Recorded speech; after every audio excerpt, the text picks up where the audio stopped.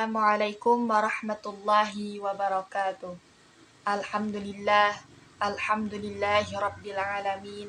Assalatu wassalamu ala asyrafil anbiya'i wal mursalin sayyidina wa maulana Muhammadin wa ala alihi wa sahbihi ajma'in. Amma ba'du. Di sini saya akan membawakan sebuah kultum singkat yang berjudul Etika Membaca Al-Quran. Ada beberapa etika yang harus diperhatikan seorang muslim sebelum membaca Al-Quran. Yang pertama adalah sebaiknya orang yang membaca Al-Quran dalam keadaan sudah berwudu, suci pakaiannya, badannya, dan tempatnya, serta telah bersiwak. Yang kedua, hendaknya memilih tempat yang tenang dan waktu yang pas, karena hal tersebut lebih mendatangkan konsentrasi dan jiwa lebih tenang. Yang ketiga adalah hendaknya memulai tilawah dengan ta'awud, kemudian dengan basmalah. Pada setiap awal surah selain surah At-Taubah, Allah Subhanahu wa Ta'ala berfirman, "Apabila kamu akan membaca Al-Quran, maka mohonlah perlindungan kepada Allah dari godaan setan yang terkutuk." Surah An-Nahl ayat 98. Yang keempat, hendaknya selalu memperhatikan hukum-hukum tajwid dan membunyikan atau mengucapkan huruf sesuai dengan makhraj, serta membacanya dengan tartil, dengan perlahan-lahan. Allah Subhanahu wa Ta'ala berfirman yang artinya, dan bacalah Al-Quran itu dengan perlahan-lahan. Al-Muzammil ayat 4. Dan selanjutnya yang kelima, disunnahkan memanjangkan bacaan dan memperindah suara di saat membacanya. Anas bin Malik radhiyallahu anhu pernah ditanya, bagaimana bacaan Nabi SAW terhadap Al-Quran?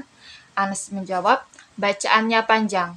Kemudian Nabi membaca Bismillahirrahmanirrahim sambil memanjangkan Bismillah dan memanjangkan bacaan Ar-Rahman dan memanjangkan bacaan Ar-Rahim.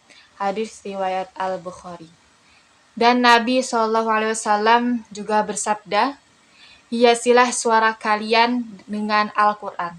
Hadis riwayat Abu Daud dan disahihkan oleh Al-Albani.